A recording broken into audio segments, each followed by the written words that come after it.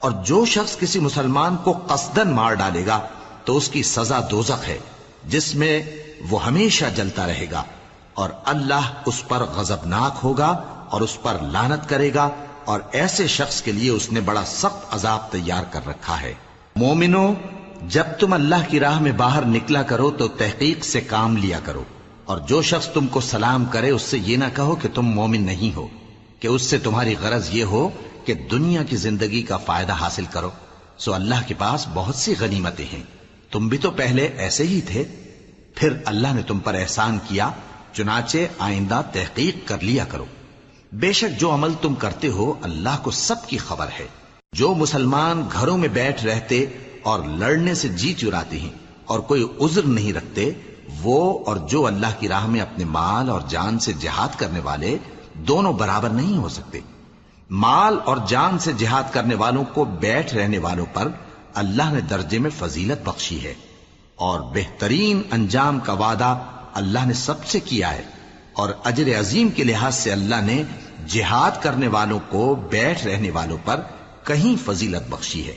یعنی اللہ کی طرف سے درجات میں اور بخشش میں اور رحمت میں، اور اللہ بڑا بخشنے والا ہے، بڑا مہربان ہے۔ جو لوگ اپنی جانوں پر ظلم کرتے ہیں، جب فرشتے ان کی جان قبض کرنے لگتے ہیں تو ان سے پوچھتے ہیں کہ تم کس حال میں تھے؟ وہ کہتے ہیں کہ ہم ملک میں عاجز و ناتواں تھے۔ فرشتے کہتے ہیں کیا اللہ کا ملک فراخ نہیں تھا کہ تم اس میں ہجرت کر جاتے؟ پس ایسے لوگوں کا ٹھکانہ دوزخ ہے، اور وہ بری جگہ ہے لوٹنے کی۔ ہاں، جو مرد اور عورتیں اور بچے بے بس ہیں کہ نہ تو کوئی تدبیر کر سکتے ہیں اور نہ رستہ ہی جانتے ہیں، تو قریب ہے کہ اللہ ایسوں کو معاف کر دے، اور اللہ بڑا معاف کرنے والا ہے، بڑا بخشنے والا ہے۔ اور جو شخص اللہ کی راہ میں گھر بار چھوڑ جائے وہ زمین میں بہت سی رہنے کی جگہ اور کشائش پائے گا، اور جو شخص اللہ اور اس کے رسول کی طرف ہجرت کر کے گھر سے نکل جائے پھر اس کو موت آ پکڑے تو اس کا ثواب اللہ کے ذمے ہو چکا، اور اللہ بڑا بخشنے والا ہے، بڑا مہربان ہے۔ اور جب تم سفر کو جاؤ تو تم پر کچھ گناہ نہیں کہ نماز کو کم کر کے پڑھو، بشرطے کہ تم کو خوف ہو کہ کافر لوگ تم کو ستائیں گے، بے شک کافر تمہارے کھلے دشمن ہیں۔ اور اے پیغمبر، جب تم ان مجاہدین کے لشکر میں ہو اور ان کو نماز پڑھانے لگو تو چاہیے کہ ان کی ایک جماعت تمہارے ساتھ مسلح ہو کر کھڑی رہے، جب وہ سجدہ کر چکے تو تم سے پیچھے چلے جائیں، اور دوسری جماعت جس نے نماز نہیں پڑھی ان کی جگہ آئے اور ہوشیار اور مسلح ہو کر تمہارے ساتھ نماز ادا کرے۔ کافر تو چاہتے ہی ہیں کہ تم ذرا اپنے ہتھیاروں اور سامان سے غافل ہو جاؤ کہ تم پر یکبارگی حملہ کر دیں، اور اگر تم بارش کے سبب تکلیف میں ہو یا بیمار ہو تو تم پر کچھ گناہ نہیں کہ ہتھیار اتار رکھو، مگر اپنا بچاؤ ضرور کر رکھو۔ اللہ نے کافروں کے لیے ذلت کا عذاب تیار کر رکھا ہے۔ پھر جب تم یہ نماز تمام کر چکو تو کھڑے اور بیٹھے اور لیٹے ہر حالت میں اللہ کو یاد کرو۔ پھر جب تم مطمئن ہو جاؤ تو پورے آداب کے ساتھ نماز پڑھو۔